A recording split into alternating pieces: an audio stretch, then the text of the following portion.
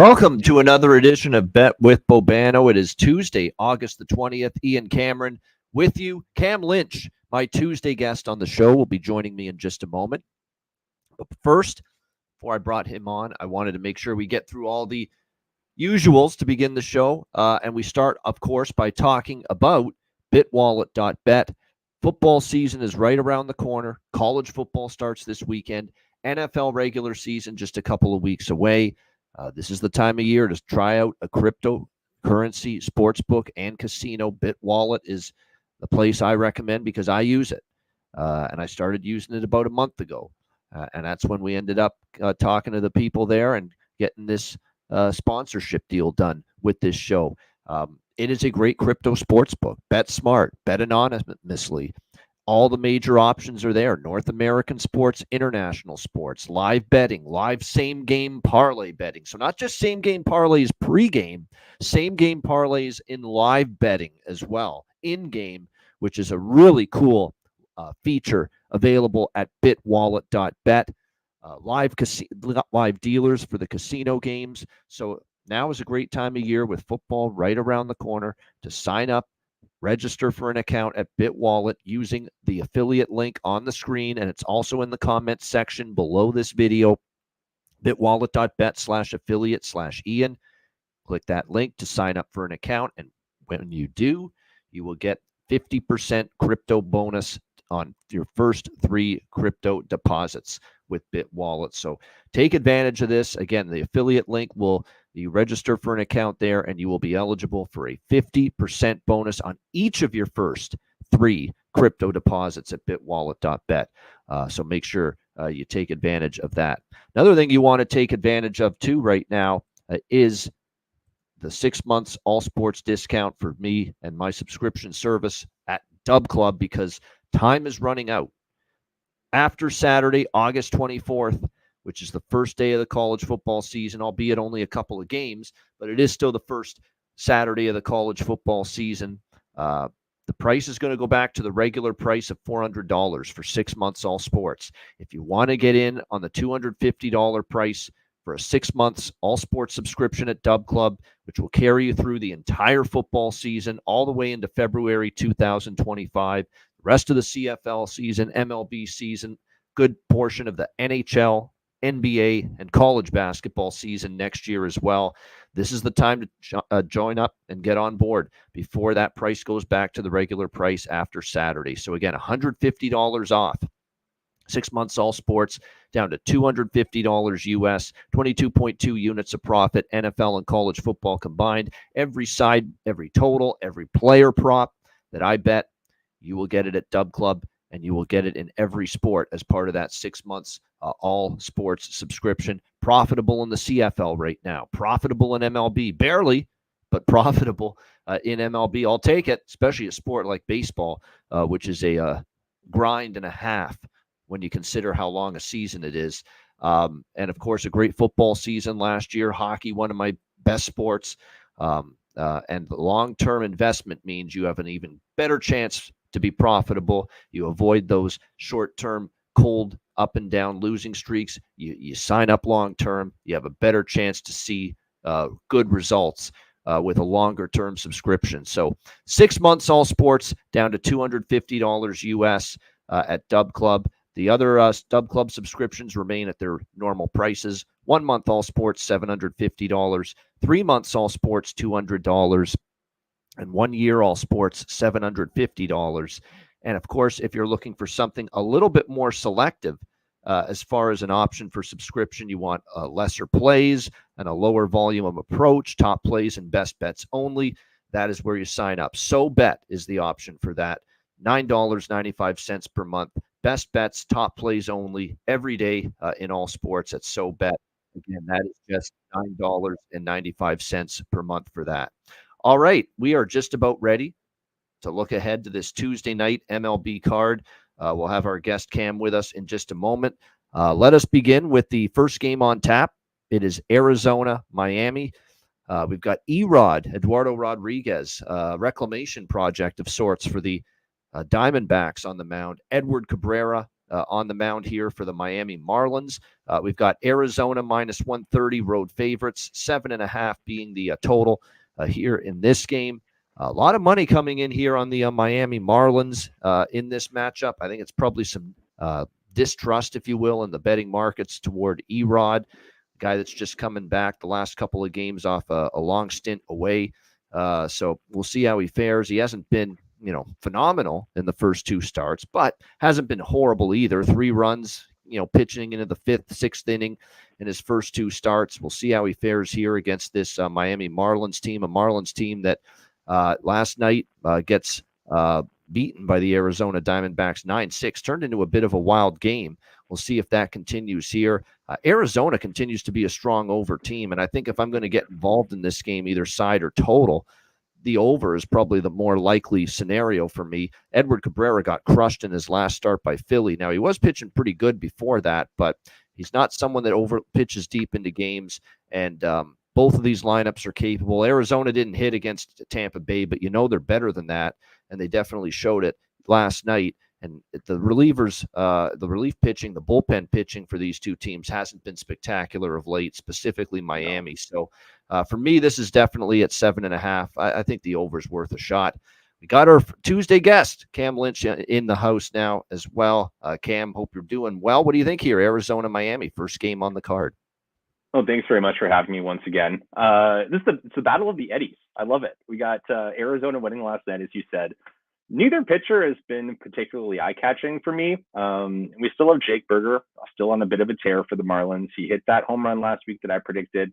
And Otto Lopez is looking sharp. He's 11 for 39 with 3 doubles and a triple over his last 10. The Diamondbacks, on the other hand, have looked continuously strong. They're hitting 284 collectively. Team ERA is 3.99, outscoring opponents by 23 runs in that span, compared to the Marlins, who have been outscored by 19 with an ERA of 5.80. Not a good number. I'm a little bit concerned about the loss of Ketel Marte and how they're going to fill that gap now that he's left the lineup. I still think this is a safety backs win. We've talked about them at length over the last month, but I'm also going to agree with you on that over. Good stuff. Next up, we've got Colorado and Washington. Austin Gomber, the lefty for the Colorado Rockies. Dylan Hurst, the lefty on the mound for the DJ Hurst, I should say, the lefty on the mound for the Washington Nationals. We've got Washington minus 160 home favorites, 8 the total in this game. Gomber is actually not pitched that bad, other than a bad outing he had against the New York Mets. We'll see if he can pitch well here against a Nationals team that, against lefties, they've been spotty. They haven't been that Washington team that, for the last few years they were really good against lefties. Haven't been necessarily that way of late. DJ Hurst has been pretty solid, 2.63 ERA in his last 3 starts, so in very good form. Probably does have the pitching edge over Gomber, although Gomber hasn't been terrible lately. I don't have anything here, side or total. I passed the game completely. I think it's one of those deals where I'd probably lean a little bit to Washington. We know about Colorado's road woes. I mean, when you look at their 46 wins, 29 of them have been at home. Only 17 of them have been on the road. So it's not a team I'm really looking for reasons to back on the road unless I have a damn good reason. And with Gomber against a pitcher like hers who's in decent form, I don't have that reason. But on the flip side, I'm not laying minus 165, a price in that range with a team like Washington. So it's an easy pass. Cam, what do you think? Yeah, you said a lot of what I was going to say. Like the home record for Washington and the Rockies road record, it tells me a lot. And Gomber looked pretty good last week against the D-backs, giving up 2 over 6. Hurts has lowered his ERA by a full run since July 7th. So both guys are coming off some quality outings. The Rockies have been collectively hitting a respectable 263 in their last 10, but their team ERA is a bloated 640, outscored by 18 runs. And the Nationals aren't much better, as they've been outscored by 14 in their last 10. So these teams are both so similar in a lot of different categories recently. The one thing I've looked at is that they're 30th and 24th in runs allowed. So I think this is an easy over. I'll lean towards the Nationals money line if you push me, but this is a little too close to call here. I don't like it. Nothing wrong with that. Okay, next up, as we continue along here, we've got, let me just see here. All right, Cleveland Guardians, New York Yankees, Matt Boyd for the Guardians, Luis Gil for the Yankees. Yankees minus 150, home favorites, 8 being the total here in this game. Obviously, the Yankees, I cashed a ticket the last time we saw the Yankees in action. Sunday night, I cashed a ticket against them with the Detroit Tigers and Tariq Skubal, one of my favorites, and in the beautiful scenery there in Williamsport, the Little League game. And Detroit ends up coming back. Clay Holmes blows another save for the New York Yankees. He's been awful lately in the closer's role, and suddenly the Yankees lose the last 2 games of that series. Cleveland, not a good weekend for them in Milwaukee. They get swept by the Brew Crew and only score 4 runs in those 3 games combined. We'll see how they fare here in this one. Matt Boyd back in the rotation, first appearance of the season for the Guardians 7 days ago against the Cubs. 5.1 innings, 6 strikeouts, no walks, 1 run allowed. Pretty solid, all things considered, for Matt Boyd. We'll see how he performs tonight. Luis Gil, he had a terrific stretch of games interrupted by a rough start against the lowly White Sox, of all teams, giving up 4 runs, 7 hits, and 4 innings of that start. Given the bullpen issues for the Yankees, given the fact that their offense, which has cooled off a little bit. Now, Cleveland's not in great form either. We just saw them get swept. But this, to me, looks like this line should be a little bit closer to minus 120 than where it is right now, minus 150. So from a value standpoint, I think you can make a case, take a shot with Cleveland. I'm not rushing to bet Cleveland because I don't love their form, but small lean Cleveland here at the plus price. Cam, what do you think? Yeah, you said a lot of what I was going to say too. Like, the Yankees are 11-19 in their last 30 home games, and they started 21-8 at Yankee Stadium. So I'm reluctant to take them when they're at home these days, just based on the numbers right there. Like you said, like, Luis Gil has been one of the most reliable starters for the Yankees rotation. But like you said, he looked shaky in that last start and against an anemic White Sox lineup. Guardians pitchers have a collective ERA of 3.74, which is second best in the AL. The question is, can they cool the hot bats of Judge and Soto? I think good pitching trumps good hitting more often than not. I think this game's a safe under. The Guardians aren't hitting well at all lately, and both starting pitchers keep the score low. But my call, like I said, my call is Guardian Road Dogs at 130. All right, Reds and Blue Jays. We've got Carson Spires and Jose Barrios, the pitching matchup in this one. Toronto down to minus 120 from an opener of minus 150, 8.5 the total. And the Reds do get the first game of the series last night, 6-3, bouncing back from getting swept at home by the Kansas City Royals. So we'll see how they fare here in this one. They do have some injuries coming into this series, it's worth noting. But they found a way last night, 6-3. Problem is, Carson Spires' last couple of starts have not been phenomenal by any stretch. 11 runs in his last 10.2 innings. 4 home runs allowed either, which is not something you want to see. Look, Jose Barrios, it's more the same this year from him. On the road, you really don't want to back him. But at home, he's pretty good. And he has a sub-3 ERA this season at Rogers Center. I remember being there in the building when they played Tampa Bay at home last month. He pitched that night, and he pitched really well. And he's comfortable here. So, we'll see how he fares. This is another one, too, where I'm not involved in it. And certainly at the opener, I was not interested in this game. But I will say this. It's fallen 30 cents. Probably have to trust Barrios at home a little bit more than Spires on the road, given his given the rough couple of starts he's had in a row. So that price is getting close to playable for me with Toronto. But as of now, I have not moved on it. Cam, what do you think? Yeah, the Jays losing 3 straight at home pains me, just personally. You know me and the Jays. But their records are nearly identical for home and away. The Jays pitching has been pretty sharp, though, over the last 10. Team ERA at 2.83. It's just that their hitting has been so underwhelming. Like, nobody is hitting outside of Vlad. You can make a case that Varsho has been on a warm streak, not a hot streak, warm streak. 11 hits, last 10 games, 7 RBIs. But those two guys aren't going to make that big of a difference on the offensive side. Barrios, I think, has been on point recently. 2 earned runs over his last 14, if I'm not mistaken. He's gone 7 deep in those last 2 outings. And I can see him continue to stay hot against this Reds lineup that's hitting 215 in the last 10. So I like the Jays minus 130, taking the under. Go Jays. There you go. Jays and under here for Cam with this one. All right. Baltimore Orioles, New York Mets. Interleague play here. Dean Kramer for the Orioles, Jose Quintana for the Mets. We've got the Mets minus 115, slight home favorites, 8.5 the total, depending on where you look. I have 3 bets on this game. I took, so this is one of my heavier volume games, 3 in the same game. To me, I don't buy Jose Quintana being favored. He has not been good the last 3 starts. He's given up 12 runs in his last 15 innings, 0-3 the Mets in his last 3 starts. Orioles hit lefties. Last night they didn't, and they pissed me off because I really liked that over, but I got to credit Peterson. He pitched well. Last night they really didn't hit lefties all that great. But Peterson's pretty good for the Mets. He's been pretty good. I can't say that about Quintana. This is a below-average lefty. I think the Orioles do damage tonight. On the flip side, you got Dean Kramer, who had a really rough go of it. 3 or 4 starts in a row, 4 runs, 5 runs allowed. Last start against Washington, bounced back, pitched much better. 1 run, 5 hits, 6 innings. But can we see more of that is the question here tonight. I don't think he'll totally shut down the Mets. Mets might get a couple of runs, but I like Baltimore here at the plus price on the money line. I like Baltimore team total over in this game as well, because I think they bounce back after a tough loss last night. You can get over 3.5 at minus 145 with the Baltimore team total. And I like over 8 as well, the full game total, which fell short last night, but I do think it's got a chance to get there tonight. So Orioles from a side perspective, over from a totals perspective for me in this one. Cam, what do you think? Orioles, Mets.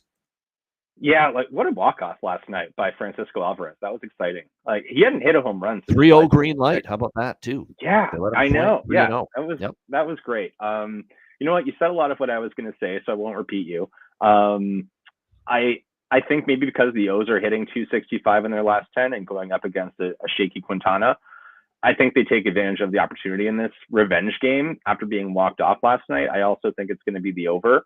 But yeah, I don't have much more to say about that. I think you covered everything that I was going to say. So just echo your sentiments. All right, next up, Philadelphia, Atlanta. Zach Wheeler in the sky keeps on turning. Zach Wheeler for Philadelphia. Reynaldo Lopez back from the injury list, if I'm not mistaken, here for Atlanta. Yeah. We've got Philadelphia minus 150, road favorites, 8 the total. A lot of money coming in on Philly.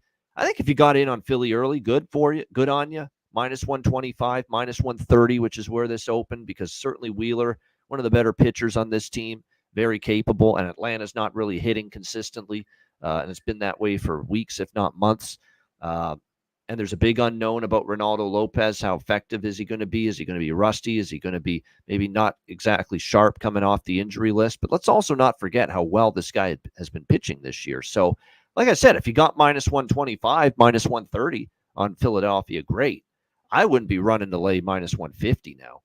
It's getting up there as far as the price is concerned. I'm off the Philly early on. If you could have gotten the early price on them, probably Phillies might be worth a bet. Now at minus 150, no, not at that price. But I'm not on Atlanta either. I want to see how Lopez fares in his first start back. So pass for me. Lean Phillies at the better price, but that price is gone. Ship has sailed. Cam, what do you think? Yeah, this is my game of the night, watchability wise. Like, what a tantalizing pitching matchup. Like, I really love Zach Wheeler. Like, only 3 earned runs in his last 23 Ks. He's got a really high K to walk ratio, and he's been consistently keeping the ball on the ground.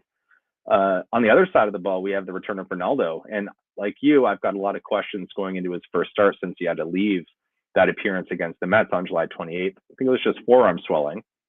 He had a rehab start a week ago where he threw 71 pitches in AAA, but I'm sure you've been reading all about this growing gap between the majors and the minors, so I don't know how much stock I want to take in that. Is he going to have some rest to shake off, or is he going to look like the AC did prior to going on the IL? I should also mention Trey Turner's Player of the Week honors. Like, this guy flashed 476, 762, 500 last week. He's as blistering hot as anyone in the majors right now. However, the Braves lead this season series so far 4-2, and they've looked really sharp over some of those wins in the last 10. They've outscored opponents by 17 runs. Must-watch game, but a stay-away money line because of all the conflicting factors, but I think it's an easy under. Like I said, Philadelphia, I liked initially. Now at the price, no, not so much. Now that the price has moved to this extent toward the Philadelphia Phillies, but I do still think Wheeler and the Phillies would get it done. Just don't like it, not liking the price anymore on this one. All right, next up, we continue along here on this Tuesday MLB slate. We've got the Milwaukee Brewers taking on the St. Louis Cardinals. Frankie Montas and Eric Fedde, your pitching matchup in this game. St. Louis minus 120 home favorites. The total sitting at 7.5 in this game. This is definitely one of those classic scenarios where you're paying a premium on St. Louis because they've got the perceived better starting pitcher in Eric Fedde. But that's to me, doesn't justify St. Louis being favored here. This is not a team in good form right now. They're just 2-7 in their last 9 games. They got swept by Cincinnati on the road. Terrible series for them. They dropped 2 of 3 to the Dodgers over the weekend. They continue to be a very lackluster offensive team.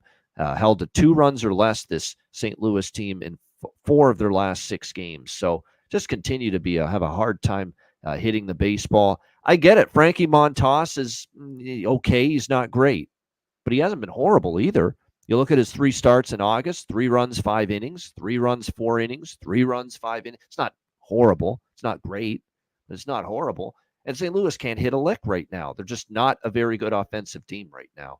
So from that standpoint, I look at the Cardinals at the moment as a team I'm not looking to lay a price with as a favorite. And then you turn it around to Eric Fedde here, and since joining St. Louis, he's pitched 16 innings. He's given up 10 runs, and he's given up 16 hits in those 16 innings. So he has been far from great, Eric Fedde, since joining the St. Louis Cardinals at the trade deadline. So I've never been a big Montas guy. I totally get it. But Fedde's not been good. In the last 3 starts, St. Louis is not hitting as a lineup, top to bottom. They can't be favored here. Milwaukee's the better of these 2 teams still. So I like the Brewers here, plus 100, plus 106, plus 108, even at some books with Milwaukee in this game. I think the Brewers get it done, and I like the way they're playing right now. Milwaukee currently entering this game 7-3 in their last 10 games. They won the last 2 of the Dodgers series, sweep over Cleveland over the weekend. I like what I'm seeing from the Brewers a whole lot more than what I see from the Cardinals right now. We lost Cam for a second, but we'll get him back in just a moment. In the meantime, we'll move on to the Detroit Tigers and the Chicago Cubs. Last I checked, we didn't have a starter yet for the Tigers. Looks like we still don't. It's Javier Assad for the Cubs. Chicago minus 145 home favorites, 7.5 the total in this game. We'll have to wait and see who's going to start for the Cubs. But tell you what, Detroit is 7-3 in their last 10, 6-1 in their last 7. I'm not looking to lay this kind of a price tag against Detroit, especially with an erratic Cubs team. A bullpen for the Cubs hasn't been very good lately. Again, we'll have to wait and see who's going to start for the Tigers before I decide whether I'm going to move or pass on this game. But just by default right now, Detroit or pass for me. I'm not laying a price like this with the Chicago Cubs. It actually looks like it's going to be Brian Salmons. Not confirmed yet, but I'm seeing some sites like RotoWire reporting that Brian Salmons, lefty, could get the spot start here for the Tigers.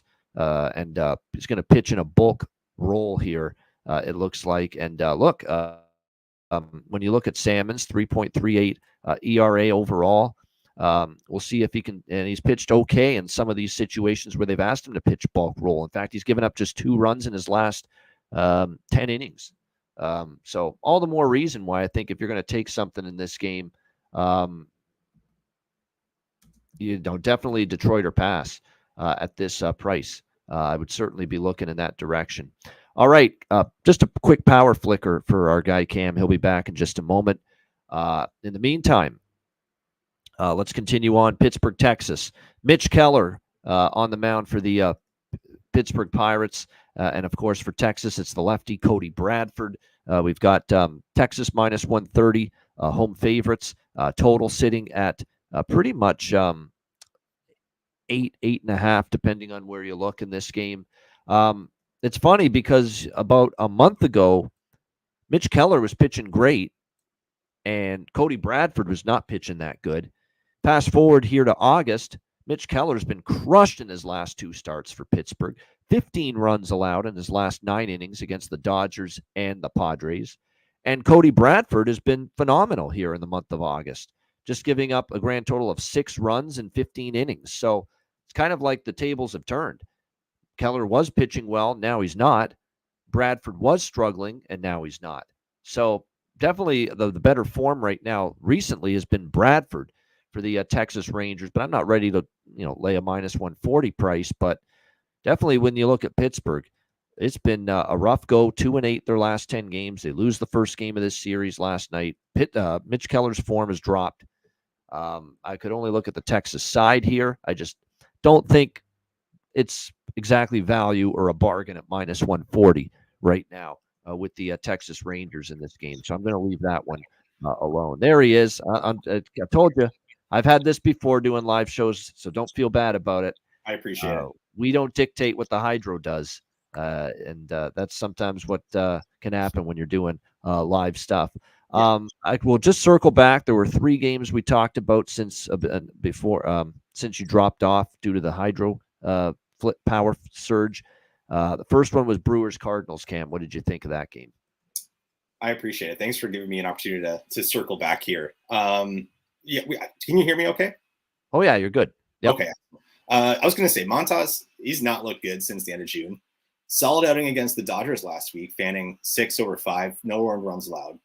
Fede, he's had a rough month, giving up 10 and 16 innings. And I think this over is a lock, especially with how hot the Brewers have been lately. I'm getting some strong Ewing theory vibes since Yelich went on the IL. Milwaukee's top 10 in the majors in average, stolen bases, OBP, runs allowed. The Brewers are 6-1 against the Cards this season. Burleson and Contreras have been helping bolster their lineup, and I think there's a lot of value in taking the Brewers as an underdog, especially considering how polar opposite these teams have been in recent weeks. Solid over for sure.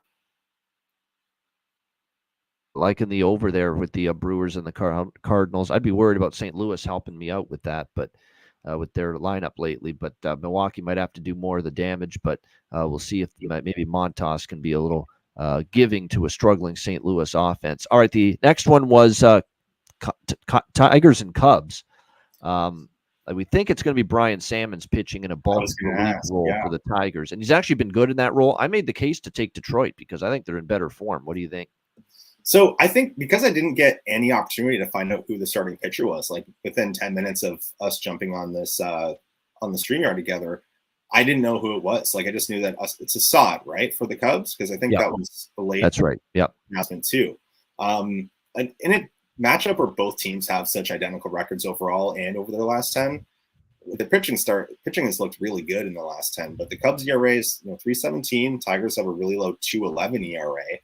Neither team is hitting great, so it feels like a really safe under bet. But this is their first meeting of the season. I feel like it's a hard pass either way on betting the money or the run lines. Yeah, nothing wrong with that. All right, Pittsburgh, Texas. What do you think? Pittsburgh, Texas. Oh, yeah. So we got Cody Bradford and Mitch Keller, right? Yep. So Cody Bradford coming off 2 solid starts against the Yankees and the Twins. Has allowed only 3 runs over 11 innings compared to Mitch Keller, who has simply imploded on the mound in his last 2 starts, where he's given up a combined 15 runs in 9 innings. Yes, they were against the Dodgers and the Padres, but he got absolutely shelled. Like, the Pirates have looked ugly over the last couple of weeks. They can't hit, and except for Skeens, they can't pitch. They've been outscored by 19 in the last 10. I can see this being an under, and the Rangers look like the better team right now. I'd take them at minus 135. All right, we got a good one here. Boston and Houston. It was a good game last night, too, between these teams. Nick Pivetta, Ronel Blanco on the mound. Houston minus, actually, it's pretty much even money now, minus 110. So a lot of Boston money coming in. 8.5 the total in this game.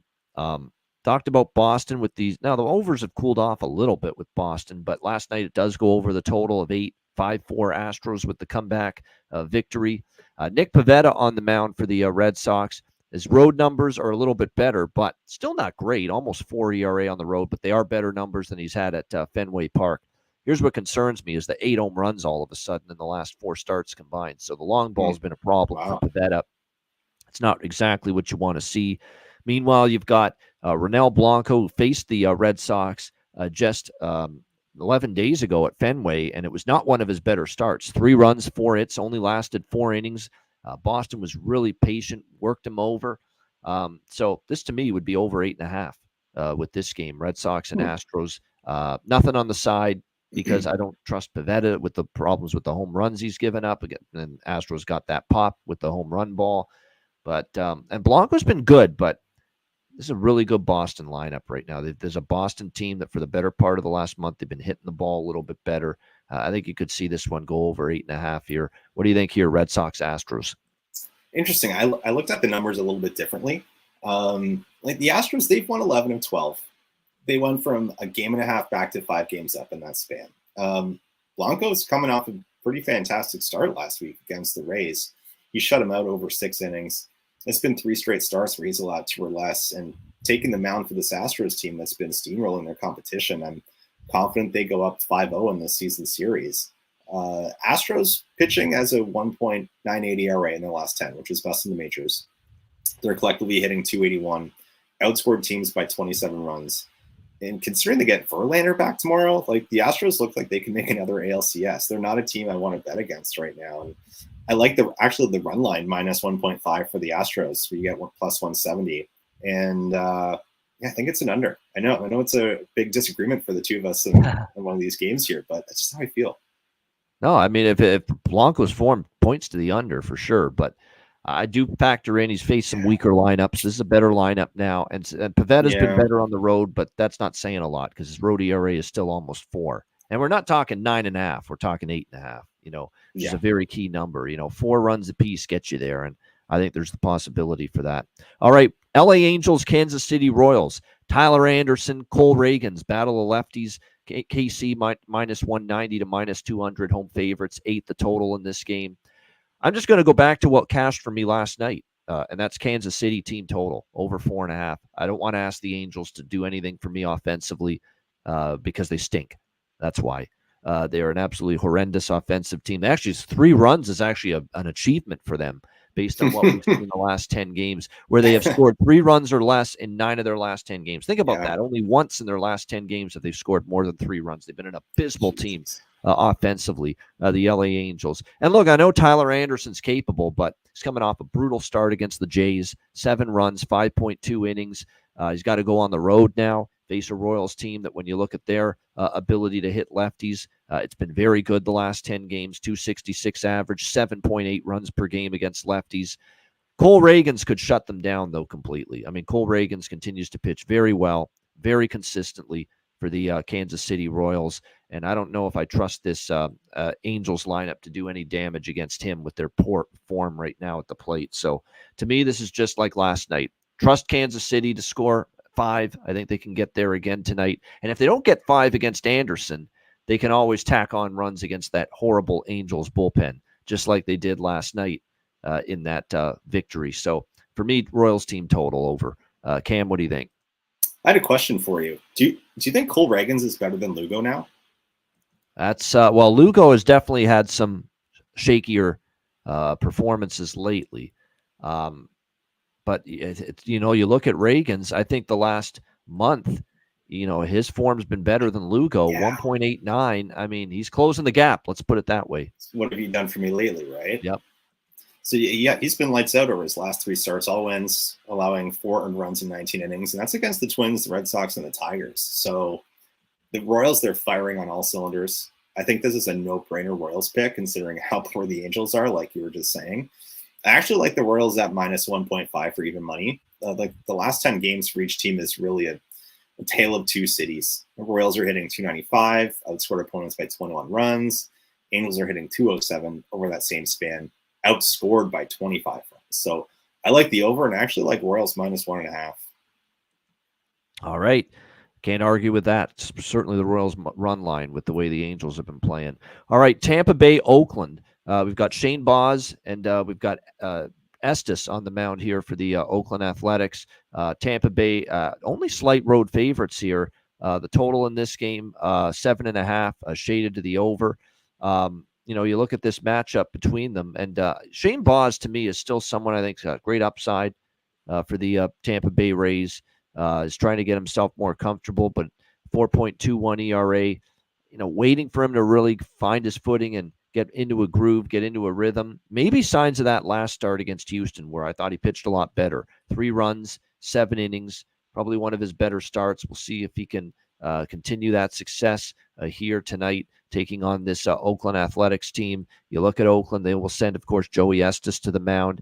He does have very good numbers here in Oakland, 2.4 ERA. He's given up just 12 runs and 45 innings pitched here in Oakland. And of course, this is in Oakland, so be careful as far as looking at Estes, because his form here at home has been quite good.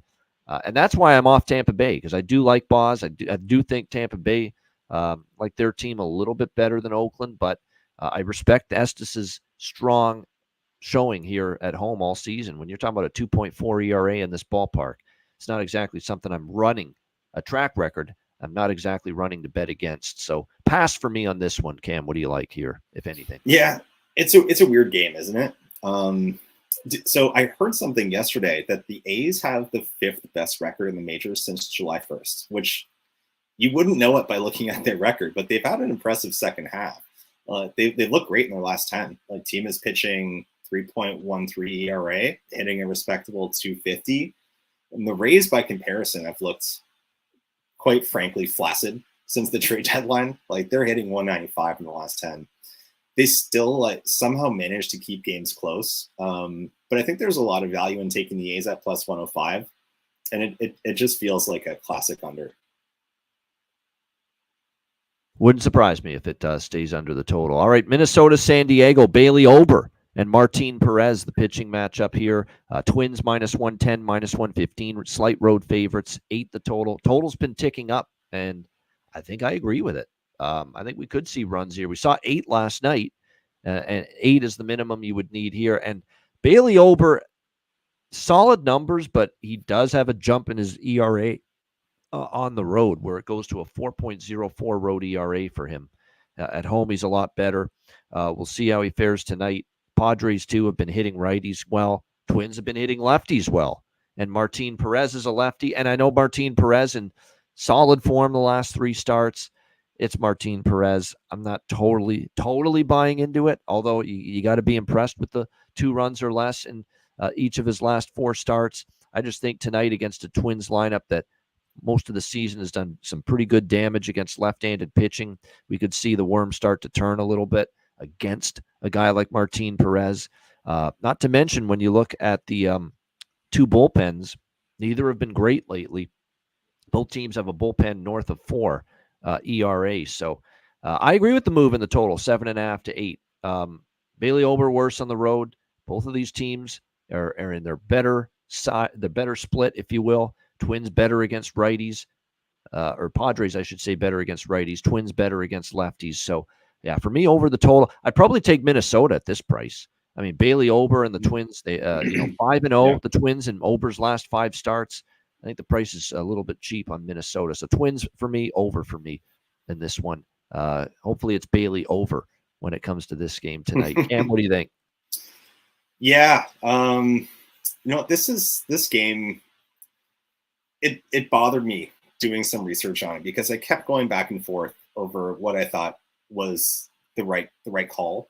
So Bailey Ober, like 6 earned runs in his last 34 innings. He's got 10 straight quality starts. He's been striking guys out like crazy. He doesn't walk anybody. He's exactly what this Twins team needs to keep seeing if they want to win in the postseason. Now, you and I, we've talked at length over the last couple of weeks regarding how hot the Padres have been and how close they are in that NL West race. But a lot of times I believe you're only as good as your day-to-day starting pitcher. And when you mention how bad their bullpens are, I believe that even more. And with Martin Perez getting the start, this game is going to be close. It's going to be, I think, an under. Martin Perez has been good, but not nearly as hot as Ober. And I think the Twins break out of this little funk, and the Padres, their 6-game win streak ends tonight. And I think there's value at taking the Twins minus 1.5 at plus 150. Like, that's, call me crazy, wow, but that's just how I read it. I know, just it was a bit of a gut thing, but I don't know. Something made me have to say that. Yeah, no doubt. So keep an eye on this, but yeah, I think when you look at it, definitely Minnesota, I think I favor them a little bit. And certainly I think their price now is pretty cheap and worth betting. Minnesota now barely more than even money here in this game. All right, Chicago White Sox, San Francisco Giants, Davis Martin and Robbie Ray, the pitching matchup. Robbie Ray and the Giants minus 250, home favorites, 7.5 the total. I am not laying minus 250 with Robbie Ray, especially after what I saw last start. And I knew it was going to happen. I'm like, I know he had a nice little couple of starts there, but I said let's hold off and continue to see, because something bad's going to happen. And sure enough, he was just a mess that last start against Atlanta. Yeah. 3 walks, 5 runs, knocked out of the game early. But he is a strikeout machine. He gets swings and misses, and there's few teams, if any, strike out more than the Chicago White Sox. So this actually should be a nice bounce back spot for Robbie Ray, but that doesn't mean I'm laying minus 250 with him. I want no part of this game. Davis Martin's actually been solid the last 2 starts. He's given up just 1 earned run in his last 11.2 innings against the Yankees and the Athletics. So give him credit. He's pitched a lot better. You might see this one maybe be a good under, or at least in the first 5, because I think for Robbie Ray, it's a good matchup. White Sox strike out a ton. Robbie Ray gets a lot of strikeouts and does get a lot of swing and miss from his stuff. So I think that's probably a good thing going against this free swinging Chicago White Sox lineup, which, by the way, is hitting just 197 against lefties in the last 10 games. So this really should be, and I'm not a big fan of Robbie Ray at this stage of his career.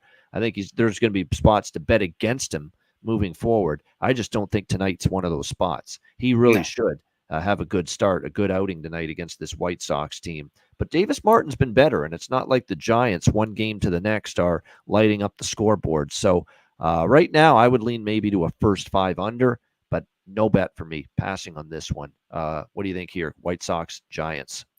Yeah, you said it. This is the poo-poo platter game of the week. Like, I don't like it at all. It stinks. Just all the numbers just smell bad to me. I will say, though, San Fran does play well at home. Like, they're 37-27 at Oracle Park. And going up against the sad White Sox, while they've got Robbie Ray in the mound, it's an easy lean to San Francisco, but at minus 255, I don't see a ton of value. Like, the Giants can't hit. Their pitching has been pretty lights out, but I think there's value in taking the under in this game. But yeah, just all the metrics just tell me stay away. Don't even bother. All right, last game, another interleague game to wrap things up. Seattle Mariners, Los Angeles Dodgers. Bryce Miller, Walker Buehler for the LA Dodgers. We've got the Dodgers minus 150 home favorites, 9 the total in this game. Gosh, the Seattle team, I'm telling you what, their offense is just maddening. It really is. I mean, they 10 runs against Pittsburgh, and then shut out last night by Gavin Stone, who just pitched a gem, 7 innings, and just mowed down this lineup. And they're a frustrating lineup. I mean, they're feast or famine. They have 12-run outburst against the Mets, 10-run outburst against the Pirates. But then other than that, 6 of their last 7 games, they've scored 3 or less. So it's frustrating, the Mariners. I mean, this lineup is capable of better. You don't always see it. That being said, Walker Buehler has been a mess since he's been back. I feel bad for the guy because he wants to come back. He wants to regain that dominant ace-like form. He hasn't done it. And it's been rough. I mean, 4 runs or more in 4 of his last 5 starts. I am going to hope that the Mariners' bats come to life, because Walker Buehler certainly could invite the Mariners' bats to come alive tonight. Yeah. Look, Seattle did. Brian Wu pitched well. Can't blame it on Wu. He had no run support, but I do think Seattle at this number is live again. Plus 130. And I like over the total of 8. Well, I got 8.5. It's gone up to 9. I still like it at 9 because my one concern is, even if the Mariners finally do come to life offensively against a struggling Walker Buehler, Bryce Miller does have some scary home road splits, scary home road dichotomy, and we've talked about this with Bryce Miller for Seattle a lot all season. He has a 2.09 home ERA. He has a 4.76 road ERA. So that's not what you want to see here against, obviously, what's capable of being a very high-powered LA Dodgers lineup. So I feel like if the Dodgers win, it's going to go over the total. It's going to be because their offense rolls against Miller, who's been shaky on the road. And if the game stays under, it's probably because Bryce Miller pitches better and maybe Seattle does enough damage against Buehler. So I feel it's a good chance here to go split at the worst case scenario, maybe go 2-0. But like I said, Buehler's alarming right now with what I'm seeing from him. So like I said, I think at plus 130, I'm going to take another shot on the Mariners tonight at that price. And I also like over. I got it at 8.5. I still endorse it, though, at 9, because At 9, yeah, you miss out on the 9. If it lands on 9, you push instead of win, but at least you don't lose. So at 9, I still like it. What do you think here, Cam? Mariners, Dodgers. Yeah, I completely agree. Walker Buehler saying that he struggled since returning to the rotation is an understatement. Like, he only went 3.1 innings, gave up 3 hits, 4 walks in his start. In his return, his control looks off. His changeup has taken a big step back. And then we got Bryce Miller, who I think coming off of 2 consecutive scoreless starts, pitching 13 innings, fanning 15, only walking 1. I love ratios like that. Now, against this potent Dodgers battery, he's going to have his work cut out for him, but I like the Mariners' money line at plus 130. The Mariners aren't a particularly great hitting team, like you were saying, but until I see more from Buehler, he seems like a safe guy to bet against. I just want to talk about Shohei for a second. Like, this guy's on pace where he could potentially be the first 50-50 player in baseball history. Like, how insane is that to think about? Like, he's, for me, always a fun bet for an anytime a homer or even a stolen base. But back to the brass tacks, I think this game isn't over, even at the 9. The Mariners, I see them teeing off on Buehler early. Mariners win this in a close one. I could see Buehler actually getting right because Seattle can make even struggling pitchers at times look good. Yeah. But I just don't know. I can't believe that Buehler's just going to roll through this team because he's just been so out of sorts, just not good at all. Just doesn't seem like he's gotten back to what he was, not even close to what he was before. So I'm going to give the Mariners a chance to prove me wrong here and get their offense going tonight. And I think the Dodgers could maybe do. That's what I'm worried about with Miller. Miller's been phenomenal the last 2 starts, but one of them was at home. Now the last one was on the road where he's been awful all year, but it was Detroit. You're not as much. No disrespect to the Tigers. Still good. Lineup still pretty solid. Still great that you shut him out, but the Dodgers is a different kettle of fish altogether. So. So for me, Mariners and over. I think 1-1 worst case scenario with those 2 bets, and hoping to go 2-0 obviously with those. Yeah. Great stuff with Cam Lynch, our Tuesday guest right here on Bet with Bobano. Let's wrap it up. Best bets, Cam. What do you like here for your best bet tonight? Well, I think I'm just going to continue. I'm going to do a 3-team parlay every week. It's going to be my thing. So this week, I like the D-backs. I like the Twins. I like the Giants. $10 will return $43.14. Keep an eye on those games. I think there's money and a lot of value to be had when you put them all together in one tight little bundle. There you go. 3-team parlay over plus 400 payback there for Cam with his best bet. My best bet here for tonight. Let's go Baltimore side. No. Actually, you know what? Let's go Milwaukee. I think I like Milwaukee even more. I love that. St. Louis just is awful at the plate right now. And Montas has been 3 runs is exactly what he's given up the last few games. Fetty has struggled since he landed with the Cardinals. Better lineup, better bullpen too with Milwaukee. Milwaukee's still got a very good bullpen, one of the better bullpens in baseball. I don't think the Cardinals should be favored there. Let's go Milwaukee Brewers plus 108 for my best bet here for this Tuesday MLB card. Great stuff. Shout out to everyone in the chat. Timothy Hake, Al, Jorge, Gold Jew, we appreciate it. Hit the like button. Another great edition of the show with Cam, who's with me every Tuesday. Hope you enjoyed it. For Cam Lynch, I'm Ian Cameron. Have a great Tuesday night. Enjoy the games and good luck. Bet like Tony Soprano. Bet with Bobano. And we will see you again tomorrow for another edition of Bet with Bobano.